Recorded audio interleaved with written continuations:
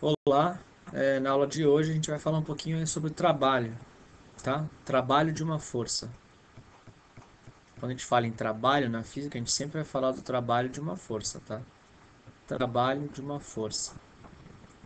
Sempre que você vai falar em trabalho, quem realiza esse trabalho, quem pode realizar esse trabalho vai ser uma força. Então é muito comum a gente falar em trabalho da força peso, trabalho da força de atrito, trabalho da força elástica, trabalho da força elétrica e assim por diante. Mas como eu disse, uma força ela pode ou não realizar trabalho, e é isso que a gente vai ver. Então a definição encontrada pelos livros de física por aí é a seguinte: o trabalho de uma força F é dado por módulo dessa força F, força é um vetor, vezes módulo do vetor deslocamento, vezes cosseno de um certo ângulo, cosseno de θ. Então vamos analisar, ver o que quer dizer exatamente essa expressão aí. Essa letra grega aqui, tal, é a letra que a gente vai usar para representar o trabalho, tá? A unidade de trabalho, esse colchete é para representar a unidade. A unidade de trabalho que a gente vai usar é o joule, tá? Representado pela letra J. Voltando a essa expressão, então. Essa expressão aqui, ela está dizendo para a gente, primeiro, que o trabalho é uma grandeza escalar. Porque aqui eu tenho um número, que é o módulo do vetor força, que eu tenho outro número, que é o módulo do vetor deslocamento, e aqui eu tenho outro número, que é o cosseno de θ. Se eu multiplicar três números, eu vou ter um valor escalar. Então, o trabalho é uma grandeza escalar. Vai depender da força, do módulo do deslocamento e do cosseno de um certo ângulo.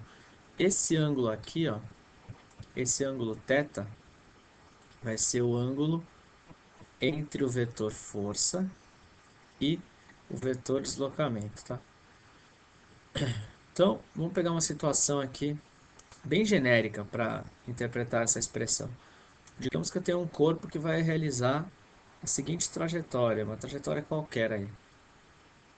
E eu quero analisar aí, calcular o trabalho de uma certa força F que está agindo entre esses dois pontos, tá? Da esquerda para a direita esse corpo está se movimentando. Não sei quantas forças estão agindo sobre ele, mas eu quero saber, eu quero calcular o trabalho dessa força aqui, ó. Eu quero calcular o trabalho dessa força nesse percurso. O que é o vetor deslocamento? Simplesmente é um vetor que liga o início com o final daquele trecho que você está olhando. Então, saiu meio errado aí. Esse meu vetor deslocamento seria isso. Ó, deslocamento. É um vetor que liga o início com o final do movimento. Mas como eu falei, esse é um caso bem genérico para a gente mostrar o que significam essas coisas aí. Então, o vetor força, digamos que seja um vetor constante nesse caso, tá? Não vai mudar, vai ter sempre essa direção, sempre esse sentido e sempre esse módulo, esse tamanho. O vetor deslocamento liga o início com o final. Entre esses dois vetores, eu vou ter um certo ângulo θ.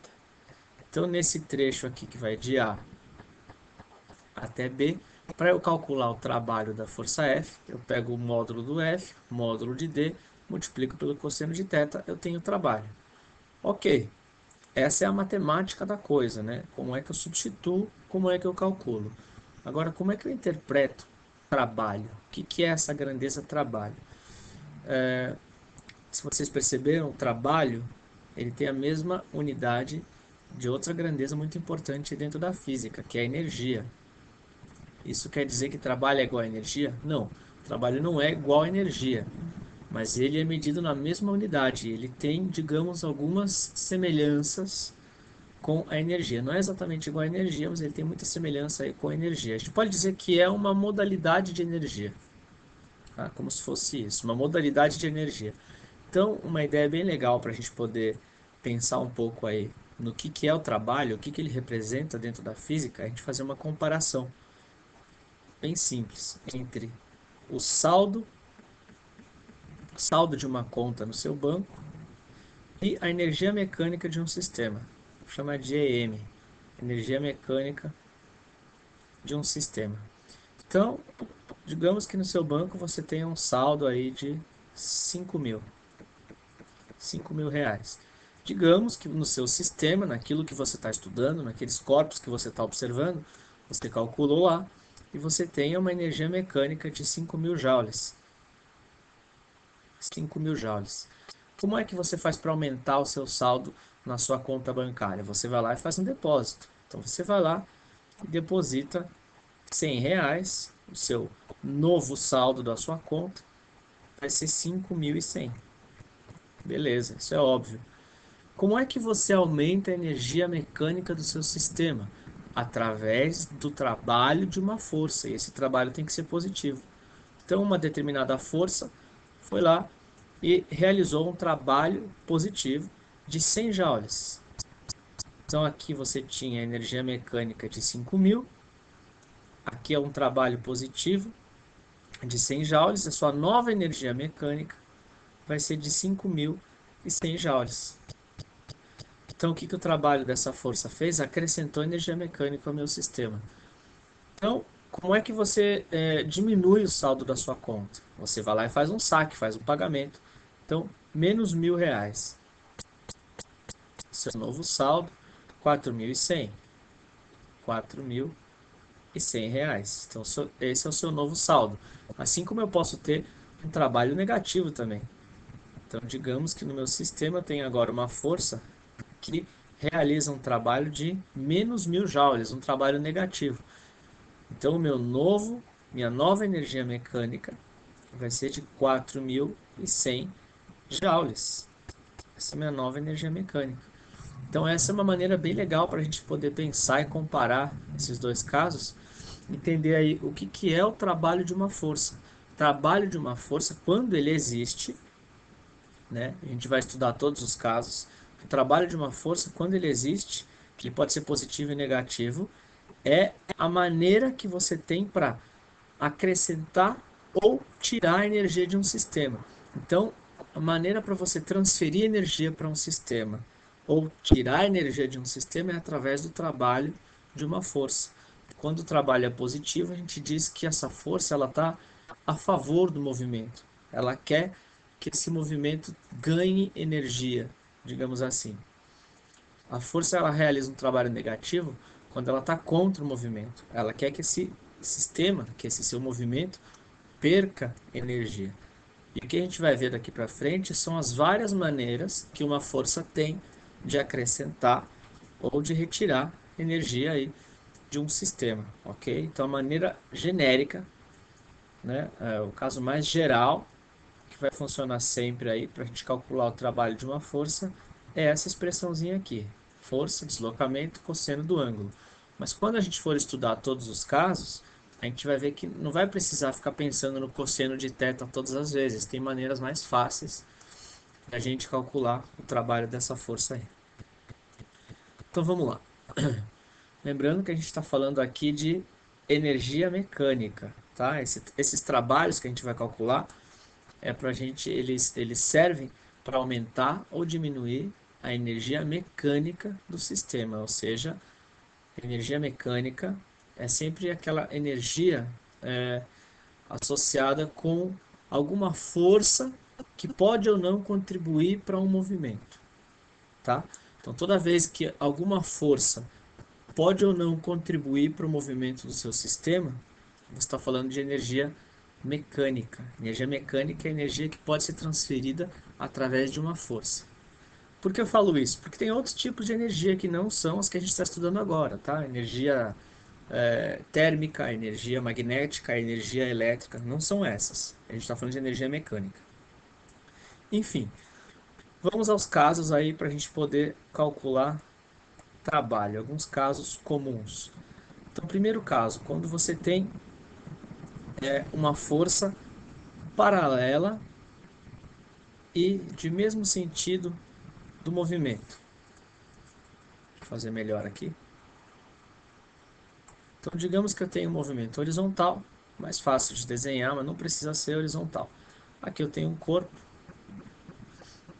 e esse corpo vai realizar um certo deslocamento do ponto A até o ponto B. Uma das forças, eu não sei quantas tem, cuidado com isso, hein? Eu não sei quantas forças tem, mas uma delas, a que eu quero estudar agora, é aquela força que está a favor do meu deslocamento. Então tem uma força aqui que está para a direita na horizontal, uma força constante, tá? Por enquanto, só força constante. Essa força vai atuar da esquerda para a direita e o deslocamento aqui também vai ser da esquerda para a direita. Então, o vetor força, o vetor horizontal, que aponta para a direita, o vetor deslocamento, o vetor horizontal, que aponta para a direita. De A para B, eu tenho deslocamento D, e eu quero saber como é que eu calculo o trabalho da força F nesse deslocamento que vai de A até B. Se eu for seguir então aquela definição que a gente viu antes, seria o módulo da força F, vou chamar só de F, módulo da força F, o módulo do vetor deslocamento, que eu vou chamar de D, e o cosseno do ângulo entre esses dois vetores, força e deslocamento. Como os dois aqui apontam no mesmo sentido, o ângulo entre dois vetores que apontam no mesmo sentido é zero. Então aqui eu vou ter o cosseno de 0 graus, que é 1. Portanto, nesse caso, eu vou ficar com FD. Como eu disse, tinham jeitos mais fáceis de calcular o trabalho em alguns casos. Esse é um deles. Então, o trabalho da minha força F nesse percurso ficou simplesmente força vezes deslocamento. Então, toda vez que a gente tiver uma força e ela estiver a favor do deslocamento, apontando no mesmo sentido do deslocamento, paralela ao deslocamento, o trabalho dessa força naquele determinado trecho vai ser simplesmente o valor da força vezes o valor do deslocamento. Tá? A gente não precisa ficar pensando no cosseno todas as vezes. Segundo caso do cálculo de trabalho aí, bem parecido com esse. Então, de novo, eu vou ter um deslocamento da esquerda para a direita, do ponto A até o ponto B, igualzinho de cima. Deslocamento aqui da esquerda para a direita.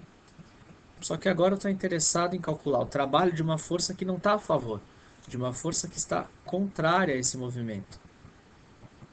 Pode ser uma força de atrito, ou pode ser de uma pessoa que esteja empurrando contra esse movimento, enfim, não importa. A diferença do primeiro para o segundo caso é que essa força agora ela também é paralela ao movimento, mas agora ela não aponta no mesmo sentido do movimento. Essa força aponta oposta ao movimento. Então, força oposta ao movimento, como calculo o trabalho? Vamos lá. O trabalho da força F no percurso de A para B, de novo, vai ser o módulo do vetor F, o módulo do vetor D. O ângulo entre esses dois vetores que são opostos agora é 180 graus. Então, cosseno de 180, que é menos 1. Portanto, o trabalho da força F nesse segundo caso seria menos F vezes o deslocamento. Para quem não entendeu por que 180 graus, imagina aqui, ó, um vetor que aponta para a direita, outro vetor que aponta para a esquerda. Qual o ângulo entre eles? 180 graus. Aqui no primeiro caso, um aponta para a direita, o outro também. Não tem ângulo entre os dois. O ângulo entre os dois é zero, tá? Só por isso. Então, apliquei aquela definição do FD cosseno de θ nos dois casos e cheguei em formulinhas mais simples de trabalhar. FD e menos FD. Mas tudo bem, nem sempre vai ser assim, né? Exatamente a favor e exatamente contra. Posso ter outros ângulos entre a força e o deslocamento. Vamos lá. Terceiro caso. Terceiro caso para cálculo do trabalho de uma força. De novo, vou usar esse mesmo modelinho aqui da esquerda para a direita. Aqui eu tenho um corpo na posição A. Esse corpo está indo para a posição B. Meu deslocamento continua sendo da esquerda para a direita. Deslocamento D. E agora eu estou interessado em calcular o trabalho, se é que ele existe, né, de uma força que seja perpendicular a esse deslocamento. Vocês podem ver aí que poderia ser a força normal ou qualquer outra força. Poderia ser uma mola, não importa. Uma força que está para cima aí.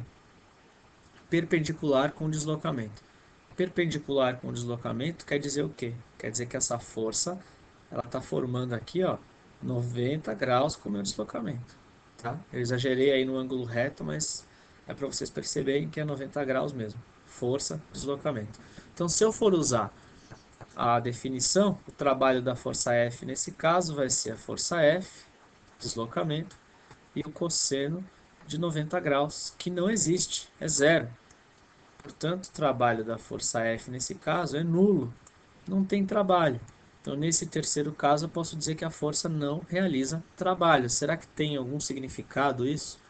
Tem significado sim.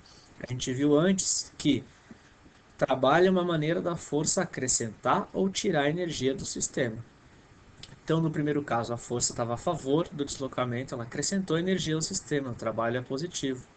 No segundo caso, a força está contrária ao meu deslocamento, então ela quis gastar energia do meu sistema, trabalho negativo.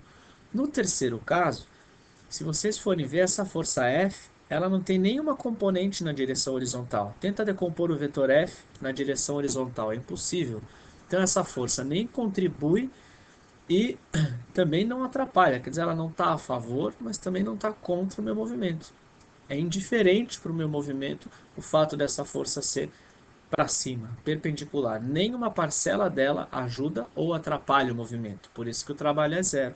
Então daqui a gente tira uma regra importante. Toda força que for perpendicular ao deslocamento não realiza trabalho, ok? Um exemplo clássico desse terceiro caso é a força centrípeta. A força centrípeta, a gente diz que instantaneamente ela é sempre perpendicular ao deslocamento. Por isso, sem ter medo, a gente pode escrever isso, ó. O trabalho da força centrípeta é sempre igual a zero. Se encaixa nesse caso aqui, tá? Força centrípeta, ela sempre tem um trabalho nulo. Então, temos três casos, vamos para o quarto caso. Quarto caso de cálculo de trabalho. Quando você tem uma força que não é nem perpendicular e nem paralela ao seu movimento, ou seja, ela é uma força oblíqua, forma um ângulo que não é zero, nem 180, nem 90, nem 270. É qualquer ângulo que não sejam esses aí. Então, vou pegar o mesmo caso de novo aqui, ó, da esquerda para a direita. Vou ter um bloco na posição A, esse mesmo bloco vai se deslocar até a posição B. Eu tenho um vetor de deslocamento que vai de A para B. Vetor de deslocamento aqui. E uma das forças que estão agindo nesse bloco, ela é inclinada, assim, força F. Que ângulo que ela faz com o deslocamento aqui? Ué, você tem que traçar uma pontilhada aqui, ó, e ver que o ângulo entre a força F e a direção horizontal é um ângulo qualquer aí, θ, e aí não tem muito o que pensar. O trabalho dessa força F é o valor da força F, o valor do deslocamento, vezes o cosseno do ângulo. Aí a gente aplica direto a definição e não tem erro, tá? É até mais simples do que os outros, porque não precisa ficar... Enfim, não é mais simples do que os outros. É tão fácil quanto os outros casos. FD cosseno de θ. Bom, esses quatro casos resumem aí todas as maneiras de calcular trabalho de uma força que seja constante ao deslocamento, tá? Mas a gente vai ver ainda alguns casos não específicos, posso dizer específicos, alguns casos mais importantes que são o trabalho da força-peso, que também vai se encaixar num desses quatro casos, e o trabalho da força elástica, que aí já não tem nada a ver com esses quatro casos. Mas o trabalho do peso é bastante importante aí. Então vamos lá. Como é que a gente calcula o trabalho da força peso? Vou pegar uma situação aqui, onde eu tenho uma bolinha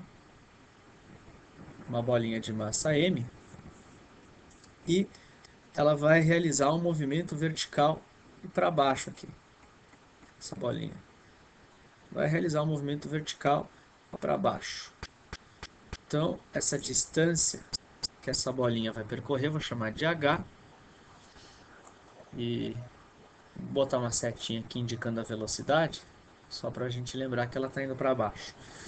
Então, esse movimento aqui é vertical, tá? Então, alguém soltou uma pedra de massa M e vai cair uma altura H de cima para baixo aí. Como é que nesse trecho eu calcularia o trabalho da força-peso? Esse caso aqui, ó, vou desenhar o vetor peso. O vetor peso a gente sabe que ele está sempre para baixo, vertical e apontando para baixo. O meu deslocamento também, ó, de cima para baixo, meu vetor deslocamento. Então, vetor deslocamento, vetor peso.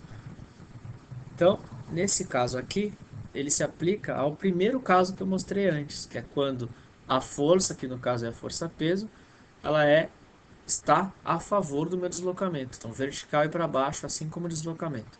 Então, é só você multiplicar a força pelo deslocamento. Então, o trabalho aqui seria peso vezes o deslocamento.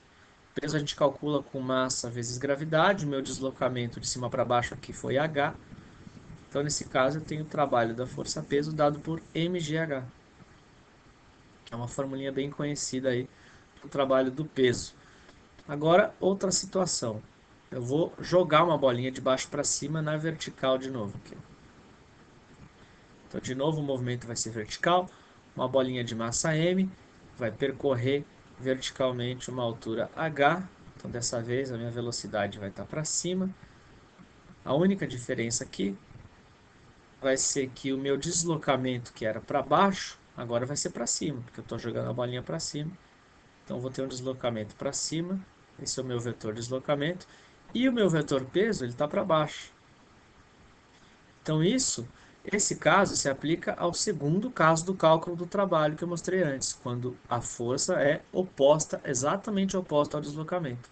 Então, esse trabalho aqui vai ser menos a força-peso, que é mg, vezes o deslocamento, que é h. Então, menos mgh ficou o trabalho da força-peso. Será que faz sentido? Faz todo sentido. Por quê? Nesse primeiro caso aqui, a força-peso está a favor do meu movimento. Aliás, é o peso quem está aumentando a energia do meu sistema, quem está transferindo energia para o meu sistema. O peso está favorável ao movimento, então ele acrescenta energia mecânica ao sistema, mais mgh. No segundo caso, o peso não quer que a bolinha suba, ele fica tirando energia do sistema até que a bolinha pare num determinado ponto lá em cima. Então, por isso que o trabalho dele é negativo, menos mgh. Tem uma coisa interessante no trabalho da força-peso, que é o seguinte, a gente viu casos verticais, né? Mas se essa bolinha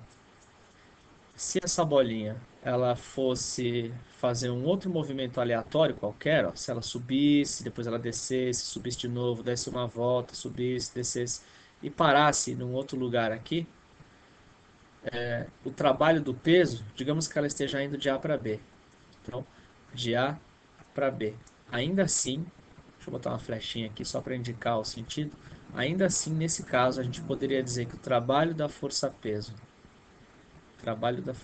indo de A para B seria mgh de novo. E esse h, o que é esse h? É a diferença de altura entre esses dois níveis aqui, ó, entre o ponto A e o ponto B. Então, o trabalho da força-peso, ele não depende do deslocamento, da distância total percorrida horizontalmente. O trabalho da força-peso depende do peso, obviamente, da massa e da gravidade, e da diferença vertical do deslocamento, aí, ou seja, da altura na vertical. O trabalho do peso não depende do deslocamento na horizontal, apenas da diferença entre os níveis de altura. Por que isso? Se a gente fosse analisar cada trechinho, cada curvinha aqui, quando a gente aplicasse a definição f de cosseno de θ, no momento em que você faz essa multiplicação de cosseno do ângulo, e esse ângulo vai ser entre o peso que está para baixo e o deslocamento que está, sei lá, instantaneamente, ele pode estar em qualquer lugar, para cá ou para cá. No momento em que você faz essa multiplicação, você automaticamente está pegando a parte vertical do deslocamento. O que significa isso? Que de todo esse deslocamento aqui, os deslocamentos que interessam para o nosso trabalho são sempre os deslocamentos verticais. Então, nesse primeiro pedacinho aqui, o deslocamento que importa é esse deslocamento na vertical. Depois esse deslocamento na vertical, depois esse, depois esse, depois esse, depois esse. É como se você somasse infinitesimalmente, que é a maneira certa de falar, é como se você pegasse trechos infinitesimais, ou seja, muito pequenos, de todo esse deslocamento, e somasse todos os deslocamentos na vertical, o que me daria exatamente esse Hzinho aqui, tá? Tudo bem que eu não expliquei exatamente com tanto rigor aqui, mas vamos deixar assim por enquanto. Então, o nosso trabalho da força-peso, ele depende simplesmente aí da parte vertical do meu deslocamento, tá? Dá para ver isso com mais detalhe quando a gente faz cursos como engenharia, física, matemática, a gente usa o cálculo integral diferencial, não é algo muito difícil de provar, tá? Mas isso é muito importante, esse detalhe é bastante importante. Então, o trabalho da força-peso, ele depende somente da direção na vertical, não depende da trajetória. Aliás, essa é uma definição de uma classe de forças chamada de forças conservativas dentro da física. Tá? Eles usam bastante essa definição aí. Então, o importante para a gente, depois de toda essa discussão aí, é que o trabalho do peso ele pode ser mais mgh ou menos mgh. Do que depende esse mais e esse menos? Se você está na subida ou se você está na descida. Então, na subida, o peso atrapalha o seu sistema, então o trabalho do peso é negativo na subida. Na descida, o peso está favorável ao sistema, então trabalho positivo na descida, ok? Vamos então ao nosso último caso, a última maneira de calcular trabalho aí. É quando a força não é constante. Então, se eu tiver uma força não constante, como é que eu calculo o trabalho? Através do gráfico, gente. Então, olha aí. Vou fazer um gráfico aqui. Sei que muita gente não gosta, mas é bastante útil. Se eu tiver um gráfico de força por deslocamento, um gráfico qualquer aí, não importa, genérico mesmo. E eu quiser calcular o trabalho dessa força F do ponto A, do deslocamento de A até o ponto B, eu simplesmente tenho que calcular a área desse gráfico, tá? A prova mais rigorosa também do uso dessa propriedade a gente vê no cálculo diferencial integral no ensino superior, tá? Mas também é o mesmo raciocínio, é como se eu dividisse esse deslocamento de A para B em pequenos trechos, em trechos infinitesimais, e para cada trechinho é como se a força fosse aproximadamente constante em cada trecho pequeno desses. Então, se você fizer a soma de cada trecho pequeno de deslocamento, dá para a gente provar usando o cálculo diferencial integral que essa soma é exatamente igual à área sobre essa curva aqui, sobre essa curva aqui, tá? Então, a força aqui é newtons, o deslocamento aqui é metros. Uma maneira fácil da gente verificar se a área, em determinado caso, me dá alguma coisa interessante ou não, é multiplicando as unidades, ó. Então, por mais que você não lembre, multiplica as duas unidades dos dois eixos, força vezes deslocamento. Aí, se você lembrar que força vezes deslocamento é trabalho, pronto, você já pode usar essa propriedade aqui, ó. Então, a área, nesse caso aqui, é igual ao trabalho da força F, de A até B. Lembrando que se por acaso algum trecho desse gráfico estiver na parte de baixo, quer dizer que a força é negativa, ou seja, a força é oposta ao deslocamento. Então, aqui embaixo, você calcularia a área e você teria um trabalho negativo. Aqui embaixo, um trabalho positivo, tá? Isso é importante aí. Uma aplicação dessa propriedade da área seria para o cálculo do trabalho da força elástica. Como é que a gente vai calcular o trabalho da força elástica? Só lembrando, força elástica não é uma força constante. Como é que funciona a questão da força elástica aí? A força elástica, que é a força que a gente tem em molas, né? É a constante elástica da mola vezes a deformação sofrida pela mola. Conforme essa deformação vai aumentando ou diminuindo, você vai tendo uma força diferente. Então aqui a força não é constante, eu teria que fazer o gráfico e usar a propriedade da área que eu acabei de ver. Então como que seria? Eu tenho um gráfico aqui de força elástica em função, tem que ser em função do deslocamento, né? No caso, a deformação da minha mola. Deformação da mola, dada em metros, força elástica dada em newtons. Para quem não lembra, então, do que é que eu estou falando? Ó. Então, eu vou colocar aqui a parede, o chão, essa parede é onde eu vou fixar uma mola, e aqui eu vou colocar um corpo com uma determinada massa. Tá? Esse corpo, inicialmente, ele está numa posição que a gente chama de posição de equilíbrio, onde a deformação é zero. Não existe deformação nesse ponto. Ou seja, eu solto o bloco aqui, mesmo sem atrito, eu deixo o bloco aí, ele não vai se movimentar para nenhum lado, mesmo preso na mola. Quer dizer que a mola, nesse ponto, ela não está deformada, ela não exerce força elástica, nem para a direita nem para a esquerda. Ok, mas digamos que eu movimente esse meu corpo para a direita. Então, eu levei o meu corpo até aqui, até um outro ponto. Então, essa diferença, essa distância entre a posição de equilíbrio de deformação zero e a posição final é que vai ser a minha deformação da mola agora. Então, a mola está distendida, né? Eu puxei para a direita e nesse momento eu tenho então um deslocamento. Então o que que aconteceu dessa figura de cima para essa figura de baixo? Eu tive um deslocamento que foi da esquerda para a direita e contrário a esse deslocamento, durante esse período que eu puxei, a força da mola estava para a esquerda. Afinal, a mola ela sempre faz uma força contrária ao deslocamento. Se eu desloquei o corpo para a direita, a mola ficou atuando para a esquerda. Então, durante esse movimento, eu tive uma força elástica que foi para a esquerda, tá? Essa força, obviamente, quando o x foi aumentando, ela foi aumentando, mas ela estava sempre para a esquerda. Então, a gente já sabe como é o trabalho dessa força elástica nesse trecho, daqui até aqui. Essa força elástica atuou contrário ao meu movimento, ou seja, ela fez um trabalho negativo.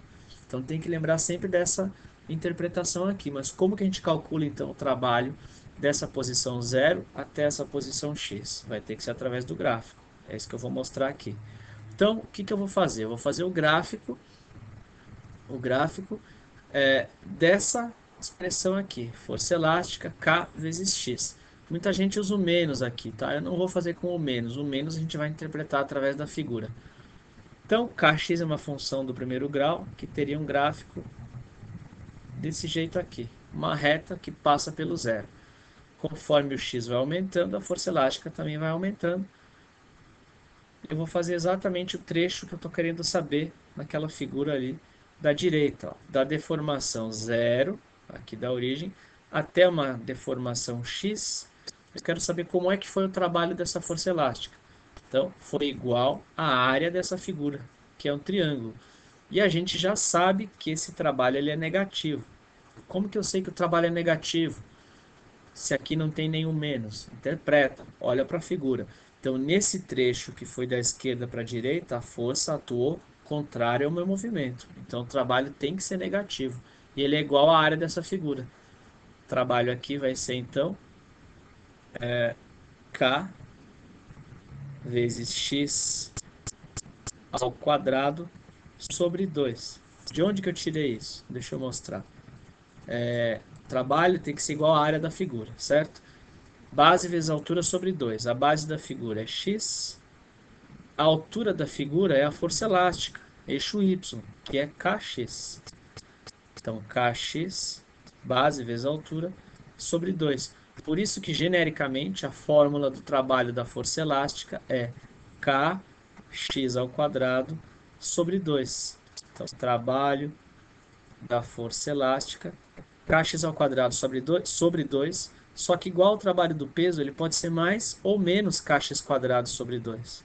Quem decide esse mais ou menos é quem está fazendo a questão, é quem está interpretando o problema. Igual esse exemplo aqui que eu mostrei. É menos por quê? Porque quando eu estou distendendo o meu corpo, o que a força elástica está fazendo? Ela está tentando fazer o corpo voltar. Então, nesse trecho aqui, digamos que seja do ponto A até o ponto B. De A para B, o trabalho da minha força elástica, trabalho de A para B, da minha força elástica foi menos kx ao quadrado sobre 2. Na hora que eu solto, esse corpo começa a voltar, aí eu vou ter um trabalho positivo da força elástica, porque ela vai estar a favor do meu movimento. E assim tem que analisar cada trecho. Quando ele vai de A para B, depois quando ele vai de B até o centro, aqui a posição de equilíbrio, depois quando ele vai da posição de equilíbrio até outra extremidade, e depois quando ele vem dessa extremidade até aqui. Então são 4 trechos onde é possível a gente interpretar o sinal do trabalho da força elástica, só observando, vendo se ela está a favor ou contra o meu movimento, tá? Então acho que já falei bastante coisa nessa aula sobre trabalho e todos os casos de trabalho aí. Nas próximas aulas eu posto alguns exercícios onde a gente vai usar essa teoria toda. Obrigado, até a próxima.